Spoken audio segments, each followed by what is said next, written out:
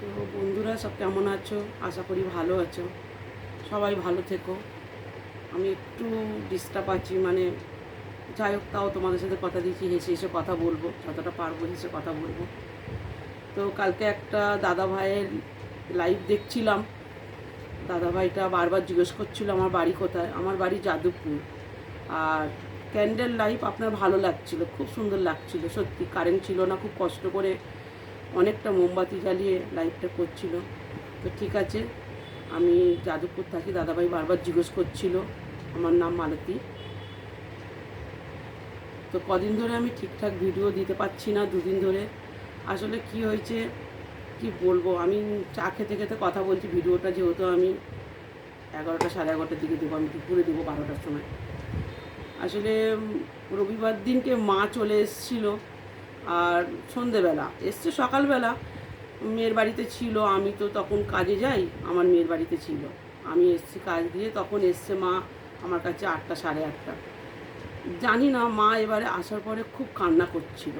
হয়তো মনটা ঠিক ছিল না। অন্যদিনও আসে, এতটা কান্না করে না, এবারে যেন বেশি কান্না করছিল। তো কালকে মা সারাদিন ছিল, সোমবার। কালকে সকালবেলা উঠেও চা খেতে খেতে খুব কান্না করছিল।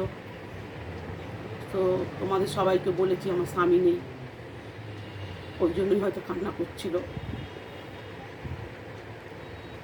তো যাই হোক, আজকেরও আমি ভালো করে একটা ভিডিও দিতে পারবো না, একটুখানি তোমাদের সাথে কথা বলে নি, মনটা ভালো লাগবে।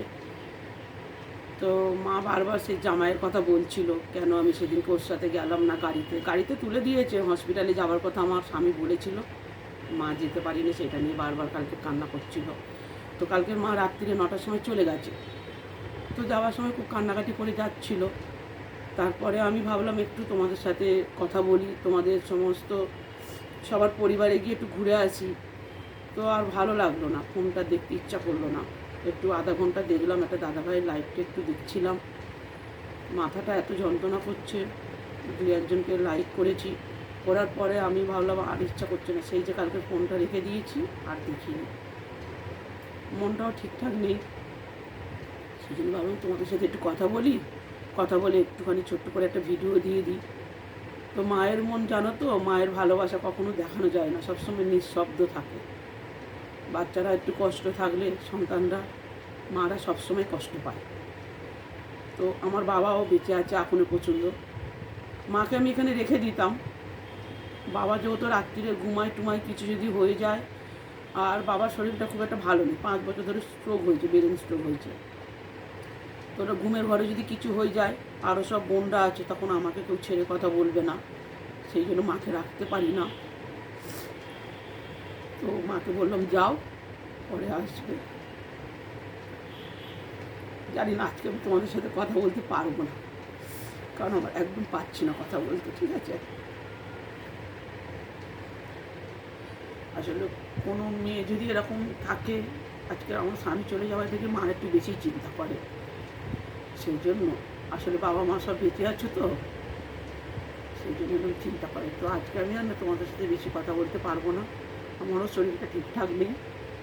তো ঠিক আছে, সবাই ভালো থেকো, সারাদিন ভালো করে কাটিয়ে, মনটা ঠিক হোক, দুদিন পর আমি ভিডিও ভালো করে দেবো। ঠিক আছে, তো ভিডিও করছি তোমাদের সাথে, একটু ছোট্ট করে কথা না বললে তোমরা ভাবছো কী জন্য ভিডিও দিচ্ছে না। কালকে থেকে আমি ভিডিও দিতে পারছি না। আসলে মা এতটাই কান্নাকাটি করছিলো পরশুদিন থেকে এসে, সেই জন্য আমিও খুব একটা ভিডিও দিতে পারছি না। আর আমি সন্ধেবেলা একটা কিছু পোস্ট করি, রবিবার থেকেই করছি না, কালকেও করিনি কিছু পোস্ট, নিজেরও ঠিক লাগছে না। সেই জন্য ভাবলাম দেখি আজকে যদি সন্ধ্যেবেলা পারি কিছু পোস্ট করবো, নাহলে করবো না। কালকে থেকে যদি ঠিকঠাক লাগে তখন সব কিছু ঠিক করে পোস্ট করবো। তো ঠিক আছে, কেউ কিছু মনে করো না, আমি বেশি ভিডিওটা আজকে দিতে পারলাম না ভালো। আর কালকেও আমি ভালো ভিডিও দিইনি, আমি একটু ঠিকঠাক লাগুক আমি দেবো ভিডিও। তো ঠিক আছে, সবাই ভালো থেকো।